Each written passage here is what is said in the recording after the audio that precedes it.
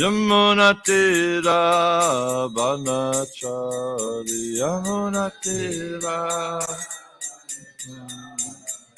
Jaya Radha Madhava Kundra Bihari Jaya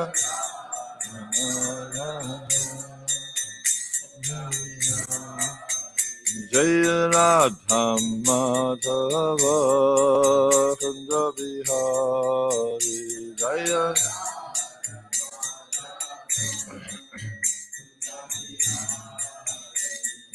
Gopi Jana Vallabha Giribharatari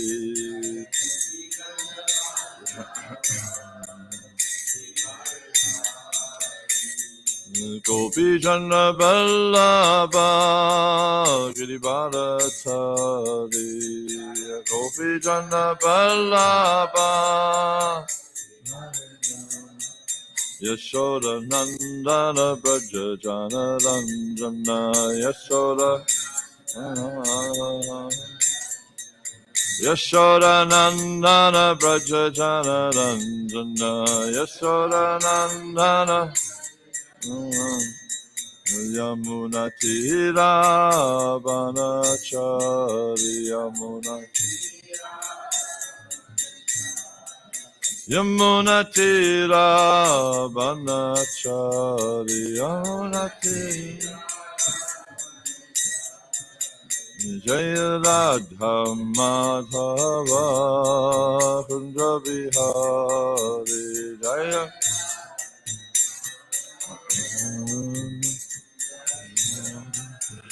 Jaya Radha Madhava Kundra Bihari Jaya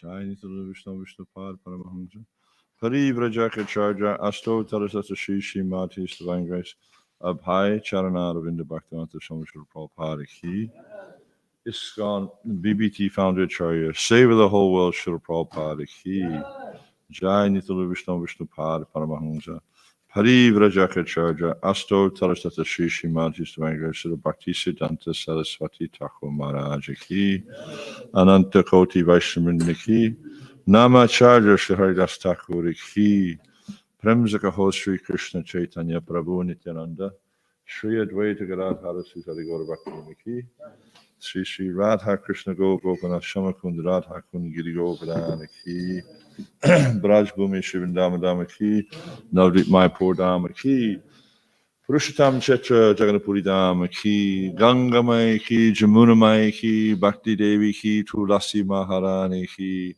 Samaveta Bhakti Vrinda Ki Jai Nitai Gopremanandi. Oh, glorious to some devotees. Oh, glorious to the assembled devotees. Oh, glorious to the assembled devotees. Oh, glorious to the lotus feet of Sri Guru and Sri Gauranga. Oh, glorious to Srila Prabhupada Ki Jai.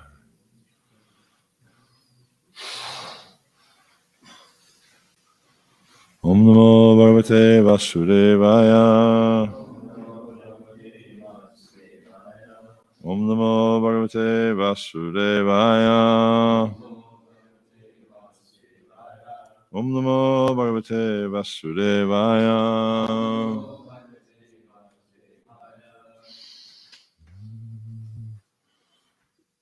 Okay.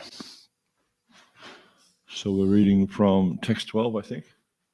Yep, looks like it. It's getting harder to turn my neck. Ugh. One of the joys of getting older, right? Everything gets stiff. Yatra Dvija Gavo. Yatra Dvija Gavo. Yatra Dvija Gavo.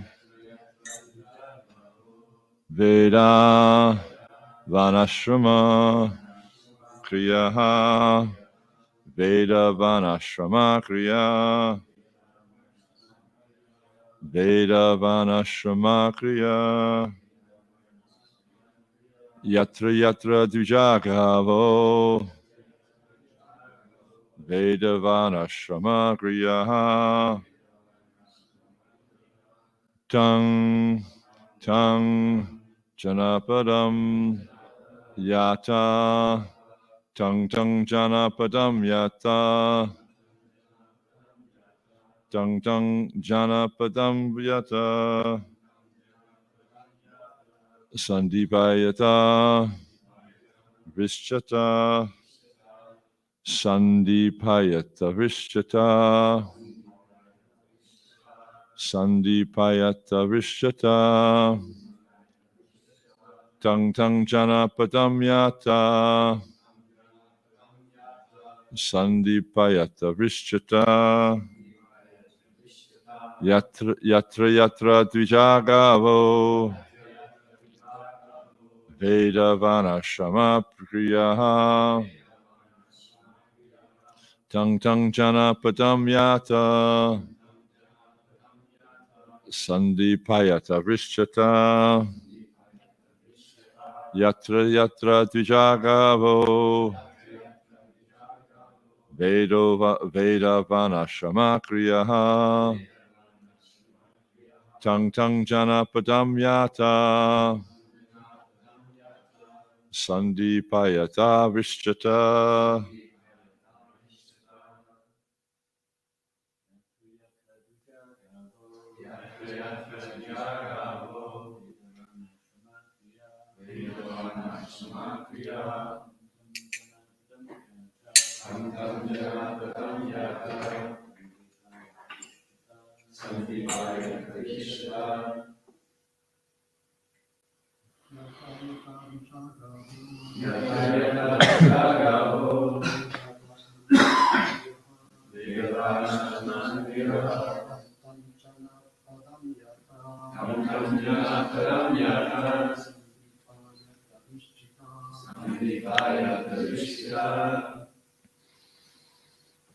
Vaishnavis.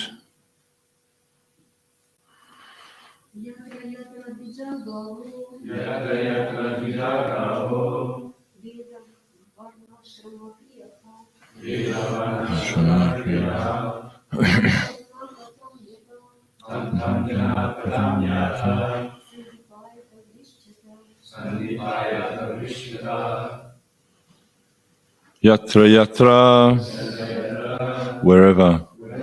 Dvija, the brahmanas. Kava, the protected cows. Veda, the Vedic culture. Varnashrama, of the Aryan civilization, of 4 Varnas and 4 ashramas. Kriya, the activities. Tam tam, that. Janapadam, to the city or town. Yata, go. Sandipayata, set fire. Vishchata, cut down all the trees. Translation. Immediately go wherever there is good protection for the cows and brahmanas, and wherever the Vedas are studied in terms of the Varnashram principles. Set fire to those places and cut from the roots the trees there, which are the source of life. Responsively, immediately go wherever there is good protection for the cows and brahmanas, and wherever the Vedas are studied in terms of the Varnashram principles. Set fire to those places and cut from the roots the trees there, which are the source of life. So this is really interesting how Hiranyakashipu, he's really, he wants to stamp out this culture. He's looking at the very essence of Vedic culture, which is the protection of cows and the Brahminical culture. Because as we know, Prabhupada explains many times how from the cows come life, basically. So many foods we can procure from milk products. I remember when we used to. It's interesting. Samba was here yesterday. He used to be the temple president when the Punjabi Bug temple was in a small house, and the deities Radhika Raman were in a converted garage. And so we used to stay there quite regularly. I don't stay there so much now because it's a bigger place than that. But I used to stay there quite regularly. And just not far, like maybe 2 blocks from the temple, there was this Bengali sweet shop. And you go to this Bengali sweet shop, and there's just this big glass front counter, and there's maybe 150 different types of sweets there, all made from milk. And they're all completely different. Everyone had a unique flavor, unique taste. And just to give you an idea of how many different things can be produced from milk. And milk is a very nutritious food. Like Prabhupada, when his disciples sometimes were looking poorly, he'd encourage them to eat sandesh. He said, because sandesh has a lot of protein in it. This is very, very healthy. Of course, if we overdo it, just like with anything, if we overdo it, then it's not good for our health. But there's so many nutritious foods that can come from milk, but also the cow itself, because the cow produces milk, but also the cow, produces manure. Manure is very good for the land. It gives all sorts of healthy. I can't remember all the different names, but there's because there's a lot of like half digested grass in the manure. When it's added to the soil, it gives a lot of humus, which then encourages different microbes and all that sort of stuff to thrive in the soil. So very good for the soil. And we see in the Vedic age how it talks about how the pasturing grounds are always moist because the fatty milk bags of the cows, they were always leaking milk onto the ground. The reason they were doing this is because the cows were happy. And if you look at the way it's explained in the Vedic scriptures, then the combination of the cow and the bull, the cow, she produced milk from which so many foods are come, but the bull, he would also pull the plow. So you're able to till the soil and grow so many grains and vegetables and things like that. So all in all, the cows are very, very essential for healthy life, for prosperous life. And the symbol of prosperity is the cow. So when we look after the cow, and also because the cow is very dear to Krishna, we see that of all the different pastimes that Krishna performs, of all the different ways he descends in this world, his most favorite way, or the time the pastime he enjoys the most, is when he descends as Gopal. Gopal's the friend of the cows. So he descends as a cowherd boy, and he takes care of the cows, and he just loves pasturing. You see, like in his early years in Vrindavan, he and his friends were looking after the calves from the age from about 4 till 8 or 7 and a half or something like that. They're taking care of the calves, and then because there's a festival called Gopastami, and Gopastami happened twice in Krishna's Lila. First time. So Gopastami is the day when Krishna first goes out into the pasturing grounds with the calves or the cows. So the first time was when he was around 4 years old, maybe a little bit older than that, and he and his friends were going out for the first time to care for the calves. And then several years later, again on Gopastami Day, they graduated to looking after the cows. So it's very, very integral to Krishna's pastimes is this caring of the calves and the cows. And you see in the you read in the Krishna book and other books which are describing the life in Vraja, and it's very much the whole lifestyle is focused around the cows, and they see that their only prosperity comes from the cows. They see that actually their life is sustained by the cows, and this is the life that Krishna enjoys the most when he takes this role or assumes this this pastime of a cowherd boy in Vrindavan and caring for the cows. And you'll see that many of the writings, many of the books we study and many of the writings of the acharyas are focusing on this period of Krishna's life when he's in Vrindavan, and this is the most attractive period. And then also it's mentioning here in this verse about the brahmanas. So the Brahmanas also play quite a substantial role in Vedic culture. As we see here, as mentioned, Varnashrama in the purport, and then the transliteration is of the Aryan civilization of 4 Varnas and 4 ashramas. So the Varnas are Grihastha, Kshatriya, Brahmana, or Brahmana, Kshatriya, Vaishya, and Shudra. And these are compared to being like the different limbs or parts of the body of the Lord. So the Brahmanas are compared to be like the head of not of the Lord, of the social structure. So the Brahmanas are compared to be like the head of the social structure, because from the Brahmanas comes knowledge, comes guidance, comes good qualities, comes intelligence. That this is the role the Brahmana is meant to play in society. A Brahmana should be well versed in Vedic texts. And we see in the Vedic texts are talking very much about quality, about standard behavior, about how we should function in society. Then we have the Kshatriya. The Kshatriya is compared to be like the arms, the strong arms, and just like we use our arms if you're under attack, you use your arms to protect yourself. So the Kshatriyas protect the other Varnas; they protect the society. And then you have the Vaishyas. The Vaishyas are mercantile, productive. They engage in things like banking, cow protection, and various types of business for the welfare of society. And essentially, all the productivity of society would come from the Vaishyas.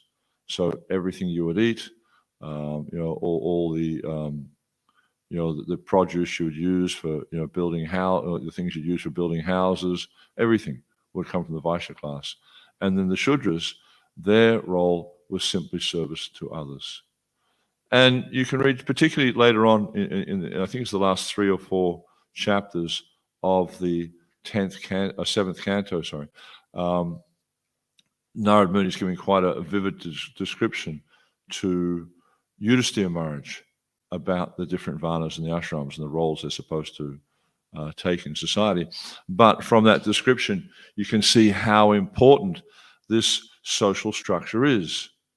Because what's going on in the current day and age, Varnashram is practically non-existent, although you do see some natural divisions within the society.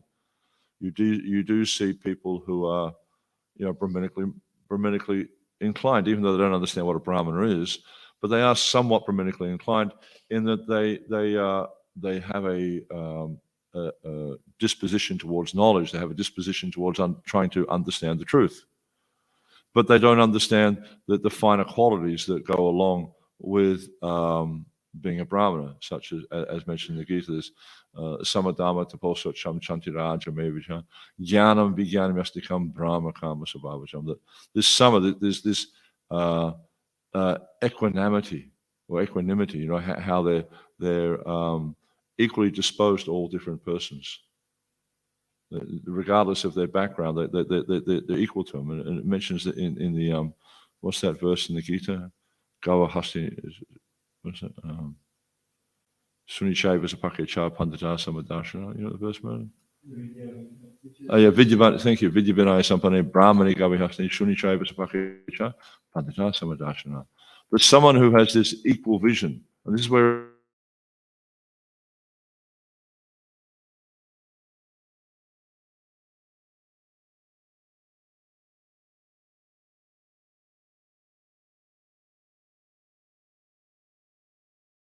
soul in the heart of all living entities. Therefore, see them equally, because they see there's no difference in essence between the potency of the jiva that's residing in my heart and residing in your heart. Same. Or an animal, like we have the alpacas out here. Jiva is in their heart also. It's the same quality. And there's no difference. It's just the external body. So a Brahmana, there's a nice verse in the Veda. It says, Om tad Vishnu paramam para pashanti suraya divi vechaksharatam tad vipraso viprajang samindate Vishnu yat paramam param. That the Just as the wise and learned Brahmanas, they're able to see the abode of the Supreme Lord. They actually understand what is Krishna's abode, and they can perceive it. And because they can see it, they're able to reveal that to others. It's just like, if, for instance, someone might be trying to understand about this microphone. Now, many years ago, I worked in the audio industry, so I know, I don't even need to look inside this. I can tell you exactly what's inside of here, how it's all connected, etc., like that. I understand the way it functions. So I can explain to someone else, because I understand the science of how this thing works, how it functions. So it's the same with the Brahmana, is because the Brahmana understands the spiritual nature. Because a Brahmana is one who knows Brahman. It's not someone who has a thread or has received a mantra. A Brahmana is someone who understands Brahman. Brahman meaning not the impersonal Brahman, but the para Brahman. And because there are different levels of Brahmanas, there are Brahmanas whose realization is at the level of Brahma Jyoti. And as we know in the Bhagavatam, Brahmeti, Paramatmeti, Bhagavaniti, Shabdate. It talks about the three different levels of realization. So there's one who has the Brahman realization, who's looking at the all-pervading Brahman effulgence of the Lord. That's pervading the universe, the whole creation. That's one level of realization. And then there's the Paramatma realization. In the heart of every single living entity, in the heart of every atom, there is the Paramatma, the personality of Godhead, is residing as a localized supersoul within the heart of all jivas. That's another level of realization. But as the Bhagavatam points out, these levels of realization are inferior, they're lesser, they're incomplete, because they don't see the source. It's just like, we can see the sun, the sunshine is coming into the room. So some might think that, the light of the sun, that's the sun. But that's one aspect of the sun. And you see the sun planet in the sky, and they might think, that's the sun. But that's another aspect of the sun. But then there's the personality, Surya, of the sun planet. That's the personal aspect. So sometimes the acharyas, they use this as a comparison to help us to understand the difference between the nature of these different manifestations of Krishna's energy, the Brahman effulgence, the Paramatma, and the Supreme Personality of God himself. So we see that there's different realizations, and as there are different realizations, there are Brahmanas who are on these different levels of realization. So there's the Brahmana who is simply understanding the Brahman effulgence, and so Tat Tvamasi, you are that, or what's the other one? Sarva Kalvidam Brahma, that it's all one, it's all Brahman, which is true, but there is distinction. It's just like you go out in the forest, you walk around the road here, and you see trees. They're all trees. That's true, they're all trees, but there is different types of trees. There's I don't know what sort of trees you have here, but in Australia, you have, 50 or 60 different types of gum trees. They're all gum trees, but you've got spotty bark, you've got paper bark, you've got spotty gum, paper bark. There's blue gums, there's red gums, there's all different types. But they're all gum trees. But they're all different, and you'll see, for instance, there's one gum tree called an ironbark, right? Or very, very hard wood. And there's another. I remember when I was young, I used to do a little bit of carpentry, and there's one that's called a blood gum, and the wood is so hard. I remember one time I was banging a nail into the wood, and the wood was so hard the nail actually turned around and came back out. So as I'm banging in it, I'm seeing the nail coming out. The wood was so hard. But then you get another one, like a blue gum. It's really good for building. The woods, when it dries, it sort of stays straight. It doesn't crack. Whereas other types of trees, like you'll see in India, for instance, they chop down coconut palms, and they use that for building things. But it only lasts 2 or 3 years before it falls apart. So you can see that everything has its quality, and the qualities vary according to the nature of the thing. So in the same, you can say that, yes, everything is Brahman, Sarvam Kalvidam Brahma, but it's not that it's all the same. It all has different features. And as I was explaining with the example of the sun, is the sunlight it gives light, it gives warmth. So that's the nature of the sun. Whereas the sun planet, it has it has different features from the sunlight. And the sun person, the sun god, the person in the sun, he also has different qualities. He's a person, you can have a relationship with him, you can have conversation with him. So you see also within the different stages of, or the different manifestations of God's potencies, there are different qualities. And so everything in this world has different qualities. And according to the qualities, we interact. Whereas someone who's on this Brahman level of realization, they just think it's all one. And therefore they interact with everything that they try to. They don't actually succeed, but they try to see that it as all being one. But they are still attracted by the objects of the senses. And according to the different objects of the senses, they're attracted to these items, and they act in different ways. But someone who's actually understanding the real person who can be, how can we say it, devoid of attraction or not discriminating, like in a I can't really clearly express the point I'm trying to get across here. Because you'll see that, like, even people when they're on say, for instance, a Brahman realization, where they're essentially trying to say that Sarvam Kalvidam Brahma, it's all Brahman, therefore it's all one, it's all the same. But they discriminate because they don't actually, deep down, they don't believe that. Even though they're expounding that philosophy, they don't really perceive it, they don't really practice it in full because it's an impossible thing to practice, to see everything as the same. Whereas you see someone who's on the stage of God realization, they understand that everything is ultimately coming from the Supreme Personality of Godhead, but they see the various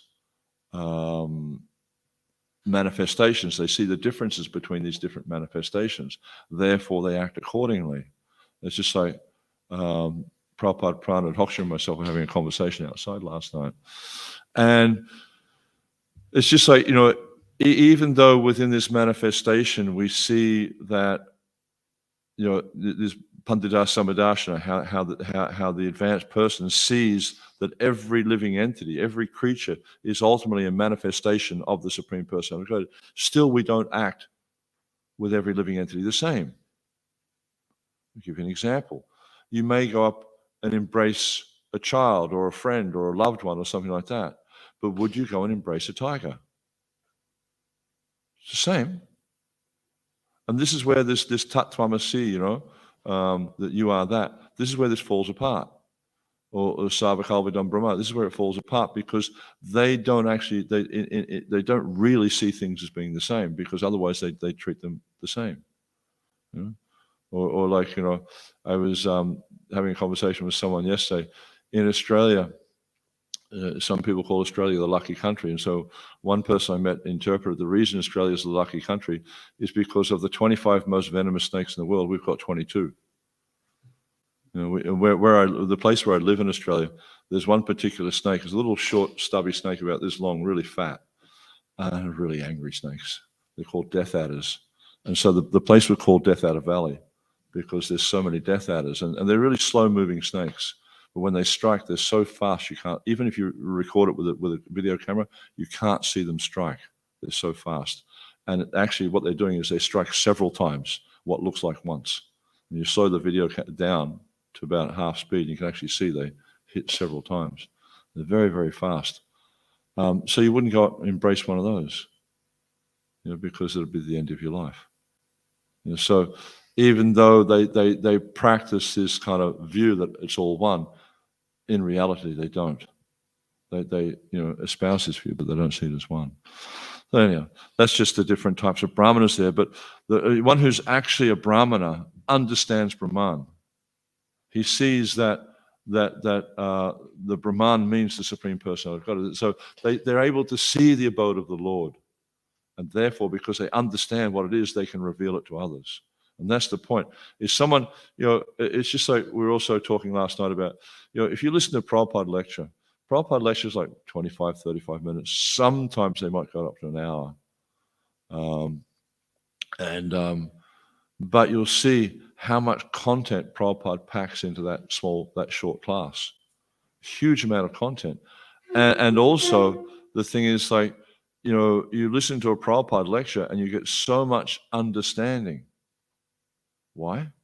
Because he understands the topic very deeply. And therefore, he's able to explain it to you in a very simple way. It's just like I was saying, like say for instance, something with this microphone. Someone who understands how this works really well can explain it to you in a very simple way, and you'll understand. But if someone doesn't understand it so well, and they pull it apart and they try to explain how it's got this and how it's got that, you'll think, well, I don't really understand what you're talking about.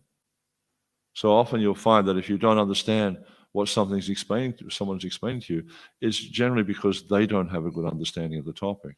But if someone understands the topic very well, then they're able to explain it to you in a way that you can also understand it.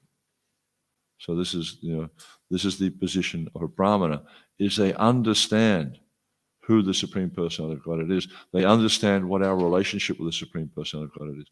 Therefore, they can explain it to us in a way we can understand. The picture of proper human civilization is indirectly described here. So we see that Hiranyakashipu is talking about Brahminical culture and protection of cows. This is human civilization. Anything else is less than human civilization. And we see in Vedic culture, the Brahmanas were protected, but the cows were also protected. You never hear of slaughterhouses and things like that. They just didn't happen. There's no such thing. In a perfect human civilization, there must be a class of men fully trained as perfect Brahmanas. And this is so essential. If we do not understand the absolute truth, how can we save ourselves? How can we save others? How can we give people God consciousness if we don't understand the absolute truth? Similarly, there must be Kshatriyas to rule the country very nicely according to the injunctions of the Shastras, and there must be Vaishyas who can protect the cows. The word Gava indicates that the cows should be given protection because the Vedic civilization is lost. Because the Vedic civilization is lost, cows are not protected, but instead indiscriminately killed in slaughterhouses. Such are the acts of demons. So Prabhupada is comparing what's going on here because they're demons, but he's comparing it to what's going on in this day and age, where you see that not just cows, but all animals are killed indiscriminately. I remember reading a statistic years ago. It was probably going back 25 years ago, so it may have increased now, I don't know. But each day in the United States of America, 12 million living entities are killed every single day, just for the satisfaction of the tongue. Cows, pigs, sheep, chickens, whatever. They're killed 12 million. That's a lot. That means, like, if you look at the human population of Australia, in 2 days you kill the whole population of Australia. I'm not sure what the population is here, but in Australia, the population of Australia is about 25 million.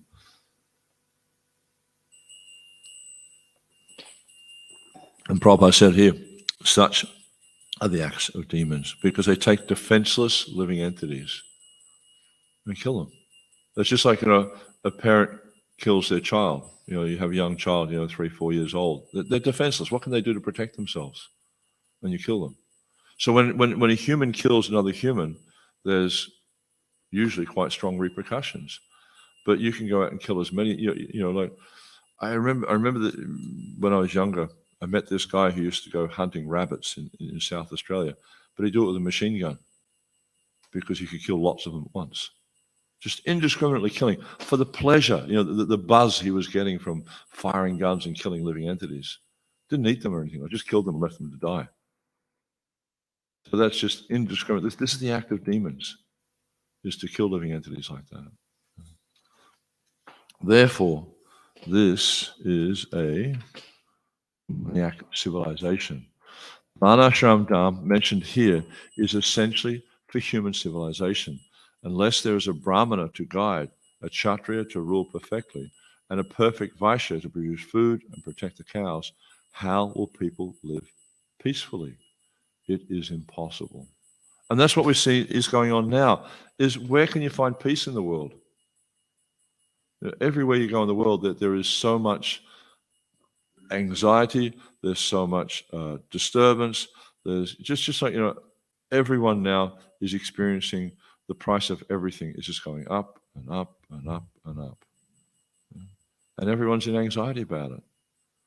Because it's like they just don't know how they're going to make ends meet. They don't know how they're going to live. And that's just the product of a demoniac civilization. And with this as the background of what's going on in this material world, how is it possible to be peaceful? It's only when one lives, especially the agrarian lifestyle, where the cows are protected, and you just live a simple lifestyle. You grow food, and deepen your understanding of Krishna consciousness and try your best to spread that Krishna consciousness, that you can actually become peaceful in this world. Trying to endeavor constantly to improve or to increase our technological dominance, where we've got so many, high-tech devices, and we've got, this and that, and, fast cars and fast computers and fancy phones, etc. That just leads to anxiety. And people just want to have this, these things more. And it's kind of interesting, with a lot of this technology, the prices always, seems to be coming down quite regularly, but the price of the essential, and these things aren't essential, I mean, who is it that can't live without a phone? You might think you can't live without a phone, but it's quite easy. It's because I remember going back like maybe 15, 20 years, never had a phone, never even thought about it. It just wasn't on my radar that I needed to have. We didn't even have a landline. I lived perfectly fine without it. But then now we've got these gadgets, it's like, got to have them, and you see people that walk around with them in their hands, it's just like, someone's going to call me, they develop this like dependency on this device. And it's just a symptom of how lonely they are in this material world. And so, this artificial dependency has been developed. And like some of these companies are so expert in promoting their product, is they create these products that you don't need, and then they convince you need them. And people become so dependent upon these products. But you'll see there are things that you are completely dependent upon, such as food. Who can live without food? But the emphasis in the society is not given to these basic necessities of life: food, shelter. Like in Australia right now, there's a housing affordability crisis, because the governments their policies haven't been focusing on ensuring there's enough affordable housing. And so what we're finding, and you'll see the same in big cities here, that the number of people living on the streets is increasing more and more. Just like where Murli lives in London, there's at least half a dozen people on that block just living on the streets, and they're forced to live a very, very degraded life. They're eating, they're sleeping. They don't have bathrooms. They don't have anything like that. So just everything they do on the street, right there in front of you. And it's just the way the world's going. And a lot of this gets down to that there's no leader, there's no kshatriya who knows how to perfectly manage society. Therefore, things are becoming very, very mixed up. Another point is that trees also should be given protection. During its lifetime, a tree should not be cut for industrial enterprises. In Kali Yuga, trees are indiscriminately and unnecessarily cut for industry. It's just like, I was in Spain a while ago, maybe 3 weeks back now, and Spain essentially is a desert. There's hardly any trees wherever you go. But it used to be, I was speaking with Yadunandan Maharaj, and they have a saying in Spain that a squirrel could go from the northeast corner of the country down to the south of the country without ever touching the ground, because the country was covered in oak trees. But when they built the Spanish Armada, they cut most of those trees down. for this demoniac, to try and conquer England. We know the history there. But it was just because the king at that time had some grudge against the king or the queen or whoever it was in England, and decided that he was going to conquer the country. And there's the result. He's just turned the country essentially into a wasteland. And this is what we see that's happening all over the world, how countries are becoming essentially turned into a dust bowl because of these demoniac endeavors. And it's going to get worse and worse. Trees are indiscriminately and unnecessarily cut for industry, in particular for paper mills that manufacture a profuse quantity of paper for the publication of demoniac propaganda, nonsensical literature, huge quantities of newspapers, and many other paper products. This is a sign of demoniac civilization. The cutting of trees is prohibited unless unnecessary. The cutting of trees is prohibited unless necessary for the service of Lord Vishnu. Yagnata kamanonyatra loko yang kamabandhana. Work done as a sacrifice of Vishnu must be performed. Otherwise, work binds one to this material world. And we see this, I used to live in a place in Australia where there was just like pine trees everywhere, and it was all just for paper mills, thousands and thousands of acres of pine trees. And when they grow pine trees, because pine trees aren't native to Australia, so when they grow the pine trees, it actually makes the soil unsuitable for the native flora and fauna. So it's really messing up the environment there. And they're just doing it for, as Prabhupada says, for this demoniac propaganda. Like you read these newspapers, look at the stuff they're promoting, or these novels that people write, and it's just all useless stuff. And it's all just focusing on making money, how they can make money. It's a pretty crazy society. But if the paper mills stop producing paper, one may argue, how can our ISKCON literature be published? The answer is that paper mills should manufacture paper only for the publication of ISKCON literature, because ISKCON literature is published for the service of Lord Vishnu. This literature clarifies our relationship with Lord Vishnu, and therefore the publication of ISKCON literature is the performance of yagya. Yagnata kamanonyata loko yang kamabandhana. Yagya must be performed as indicated by the superior authorities. The cutting of trees simply to manufacture paper for the publication of unwanted literature is the greatest sinful act.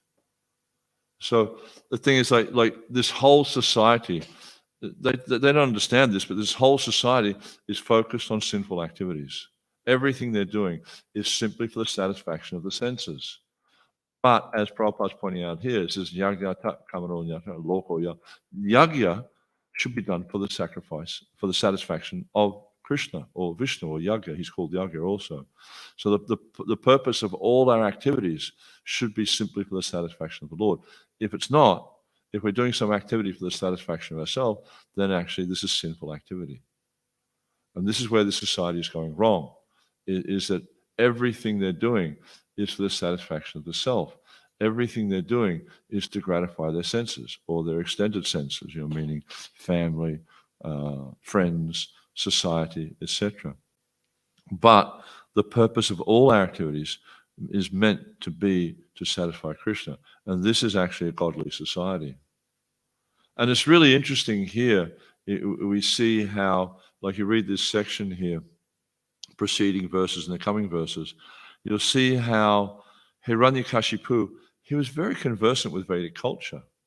He understood that the cows and the brahmanas were, the nurturing of the cows and brahmanas was essential to Vedic culture. He understood, the role of all these things. He understood, the structure of society and how the Kshatriyas had to, rule guided by the brahmanas, how the Vaishyas were taking care of the cows, role of the Sudras, etc. He understood all these things. And he understood that the purpose of society was to please Vishnu. But the thing, and it's kind of a little bit confusing in one sense, because if he understands all these things, why is he trying to kill Vishnu?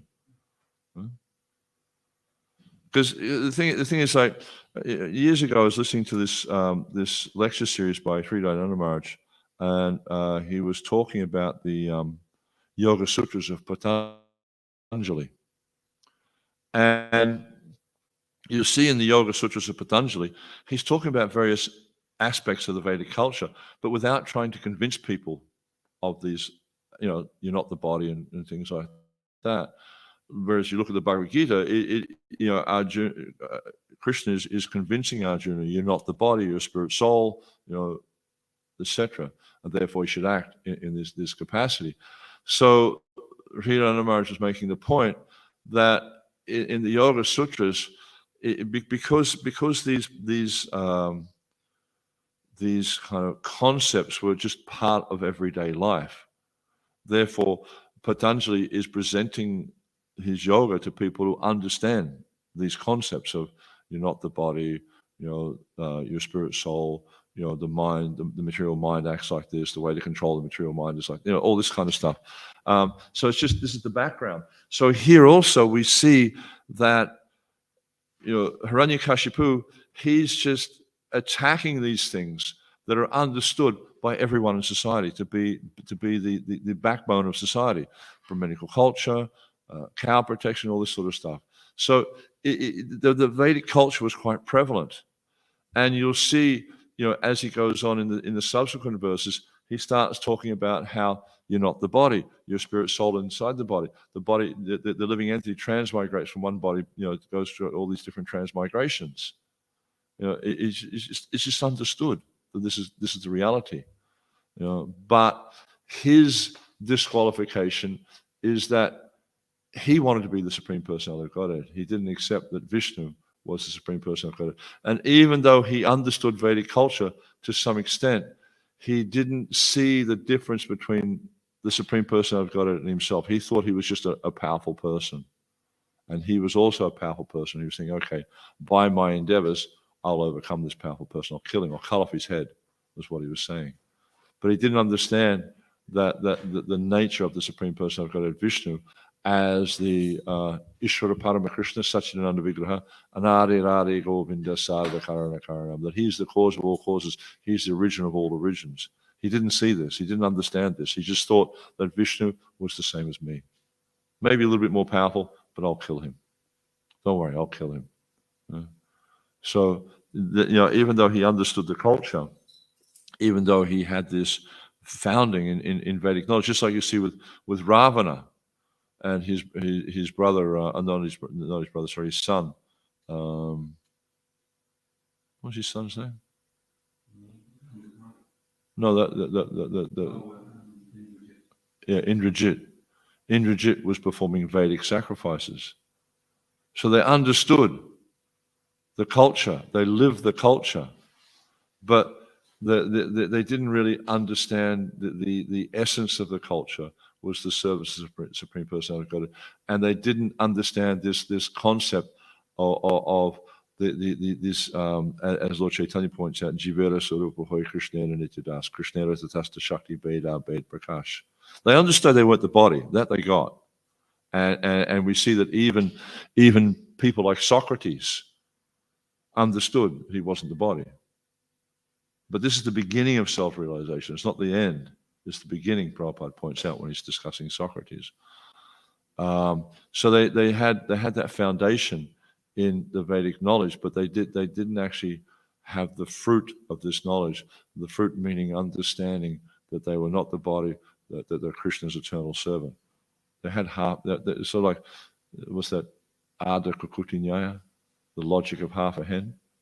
They understood the first part, that eggs come out the back. I want the eggs, so I'll cut the, but I don't want to feed the thing because it costs me too much, so I'll cut off the head. That's their logic. It's called Ada Kukuti Nyaya. It's the logic of half a hen. I don't want to feed it. I just want the eggs, so I'll cut off the head. So that's what he's trying to do. He's trying to separate Vishnu from culture, from the Vedic culture. But you can't do it. It's not possible. Anyway, any comments, questions? Yes, Ataksha Prabhu. I just wasn't understood when Srimad realized they can see that everything is made up like you have that Lego and you have different shapes that are made out of the Lego, so you can discriminate if that looks like a dinosaur and that looks like a dinosaur. Sorry, I didn't hear that. You can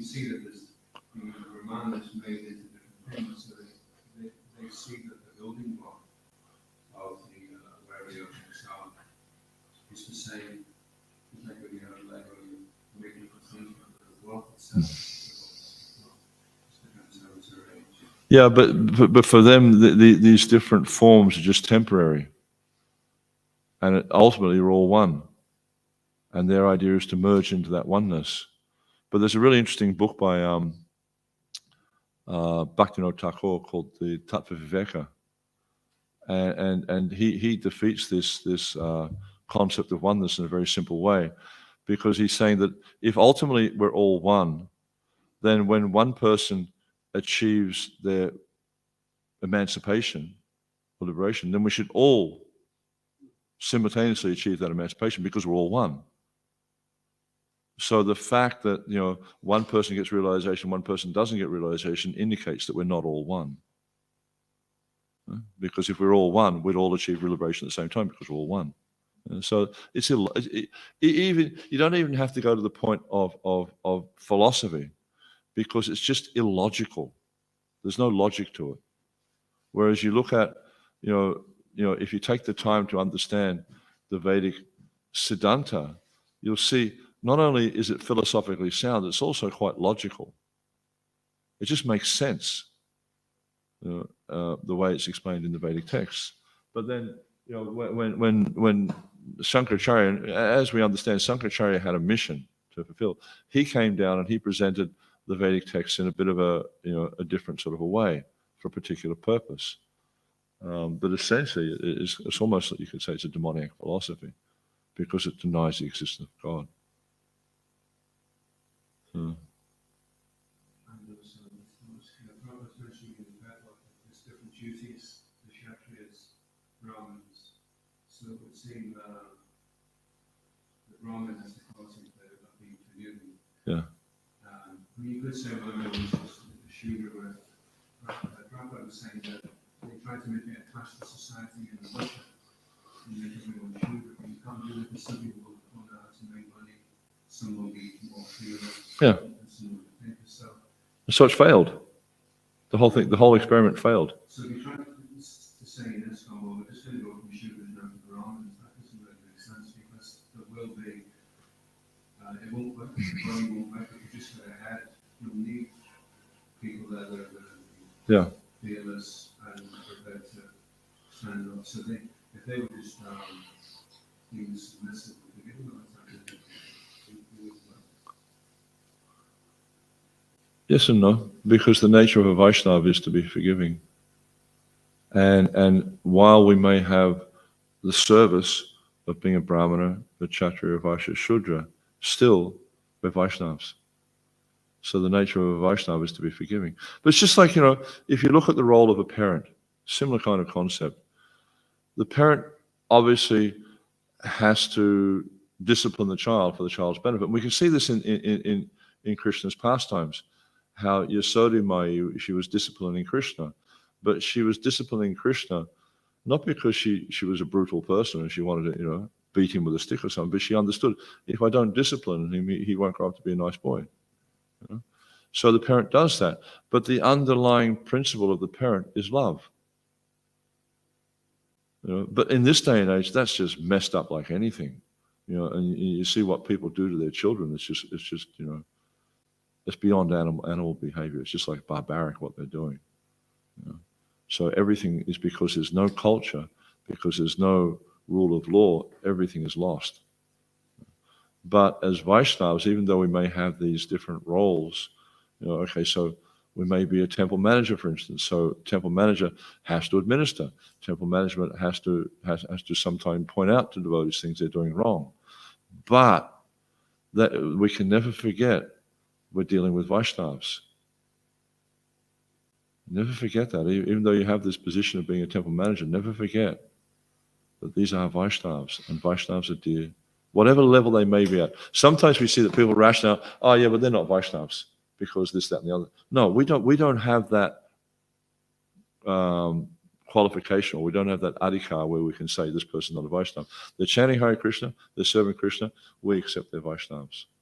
Leave that discrimination to the Lord. He can make that discrimination, we can't. Our role, in whatever service we have to function according to that role, but we should always remember that we're dealing with Vaishnavas, and Vaishnavas are dear to the Lord. Sometimes Vaishnavas are compared to the lotus feet of the Lord. And offending Vaishnavas is like sticking pins into the feet of the Lord. And what will happen when you stick pins into Krishna's feet? He'll withdraw his feet. And so even though we may have to discipline, even though we may have to correct, etc., never forget that, who we're dealing with. But it's the same as like when we're dealing with a living entity, even though we may have to sometimes say things which they may not like, we still need to understand, Jivera Sarupa Hoy Krishna Das. These living entities, even though they don't understand it, they're servants of Krishna. So whatever role we have, especially as Vaishnavas, or whatever service we're given, we need to always keep this firmly in our mind, that these are servants of Krishna. And I always have to have that respect. We never give up the respect. Even and it's difficult because sometimes when we're dealing with people, they just do things that are just like, oh my God, it's just infuriating sometimes. It's just like, I mean, you know the sort of stuff I'm talking about. But you can't, if you lose that respect, if you lose that understanding of who it is we're dealing with, then you kind of lose the qualification to be able to deal with it, to take that position. And it's just like last night, I think Sambhava Prabhu was mentioning, he was quoting something from Manu Samhita about, the guru, the father, huh? Yeah. So this same concept is given there in the beginning of the 5th canto by Rishabdev, Guru Nasha Satsano, that unless you're capable of delivering independence from the cycle of repeated birth and death, you should never take this role, a leadership role or a guru role. So it's just like when you take the role of a parent, your ultimate duty is to try to bring them to Krishna consciousness, to try to show them the path back to Godhead. It's the same when you take on the role of a guru. It's the same when you take on the role of a king. It's the same if you take on the role of a temple president. Your duty is to guide those people on the path back to Godhead. And if you can't do that, then really you shouldn't take that role. You don't really have that qualification. So, okay, maybe we're not at that point yet, but we need to understand this is where I need to be. I need to be in this position where, excuse me, where I can guide these people on the path back to Godhead. So any position of responsibility you take in life, it's serious responsibility. It's not just like, I'm the guy who calls the shots, and you do what I say. That's not what it's about. It's not about control. It's not about domination. It's about inspiring them in the process of God consciousness so that they actually want to go back to Godhead. So any position of responsibility, big responsibility. Position of leadership, big responsibility. And we see what has happened in our society and in broader society. When people take on these roles, when they lack the qualification, what happens? It's havoc. They wreak havoc on society. I mean, like you look at when a guru takes hundreds or thousands of disciples and the guru falls down, the effect of that wreaks havoc on the society.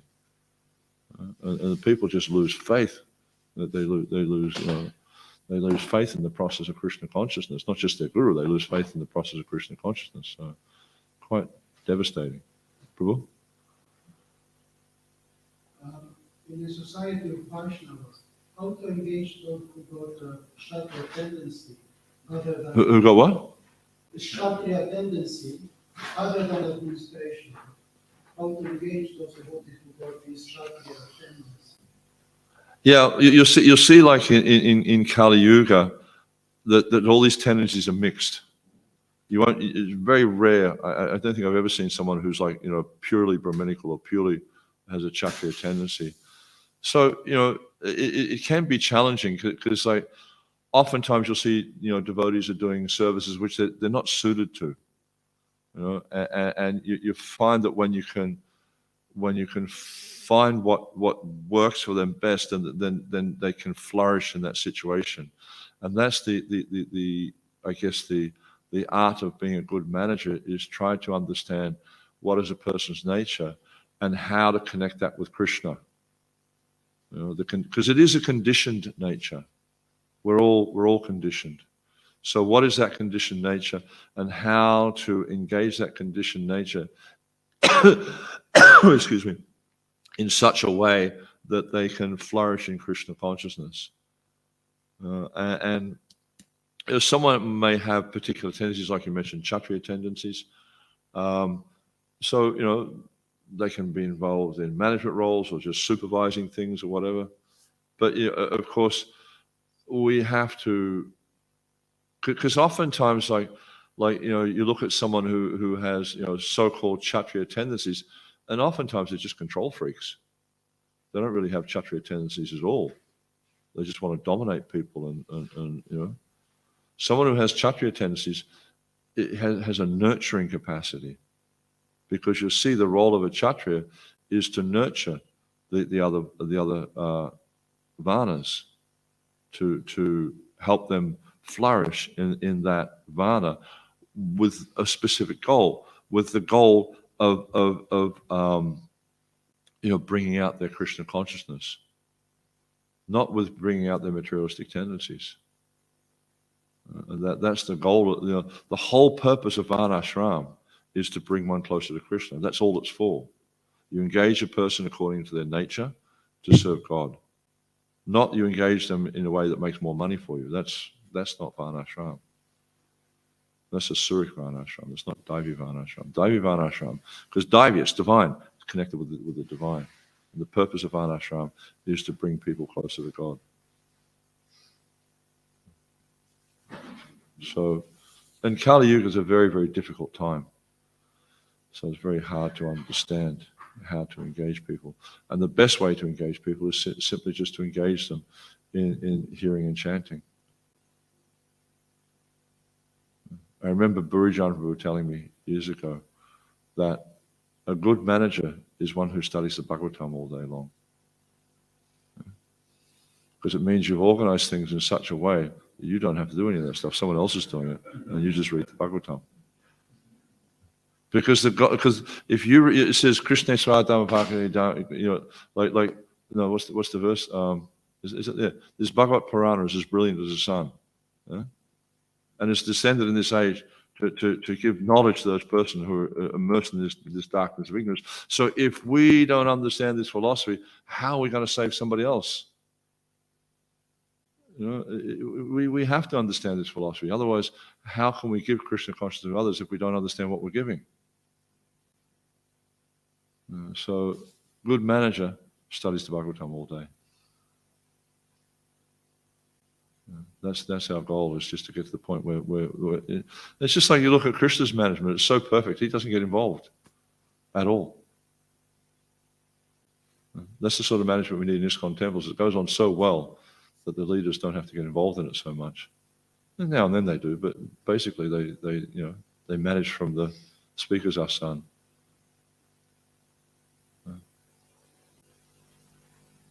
Okay, anything else at all? It's really nice to be back here, by the way. Really nice. Merle and I love it up here. It's just, such a peaceful place. Like last month we were in New York City. I don't know, has anyone here ever been to New York? Man, it's a crazy place. It's like so intense. Like New York's, where we were was in Brooklyn, and we had a room that was right above Schermerhorn Street. So Schermerhorn Street's like, the corner of Schermerhorn and Evans, and ambulances and vehicles with sirens going up all hours of the day. So noisy, and just a noisy place. And the subway goes, because basically the subway goes right down Schermerhorn Street. So what they do is they dig the street up, they put the subway tracks in, they close it back over. That's it's just under the street. So when every time a train goes past, the whole building's shaking, and it's like a really intense place. And then we got back to London, and being in London was like, wow, it's so peaceful here. And then we come up here to Scotland. It's like, wow, this is peace. You've got a really good situation here. Maybe it's a little bit too cold, but at least for me. But it's a very, very nice place. Very, very nice. And it's just a matter of just working together for the pleasure of the deities. We have to keep that as our focus. What's our focus? Is our focus, well, I need this and I need that and I want, no, the focus is not me. The focus, I've got this YouTube channel and I put up a text yesterday about flower garlands, and the devotees were asking who can make flower garlands, and I was giving some basic idea, and because sometimes you go to temples and it's just like they just let anyone do any service just because they want to get the job done, but that's a small part of it. Obviously, the task has to be done, but what's the essence of the task we're doing? What needs to be what we're focusing on? Any thoughts? Exactly. It needs to be directed to his pleasure. Because otherwise, if it's not pleasing Krishna, what's the point? What's the point of it? It's a useless activity if it's not focused on pleasing Krishna. And of course, we may lack certain capacities, but that's not, we might not be so skillful at doing things, but that's not really what it's about. It's about our intention. And if our intention is to please Krishna, then he's satisfied with that. Bhavagrahi Janardana. He's satisfied by our intention. So, we just try our best to work in such a way that we're always acting for the pleasure of the Supreme Personality of Godhead. And then he becomes pleased and we become happy. Yasmin tusti jagat tushta. If Krishna is satisfied, the whole universe is happy. Okay. Thank you very much. Srila Prabhupada ki, Samaveta Bhakta Vrinda ki, Jai Nitai Gaur Premanandi, Hare Krishna.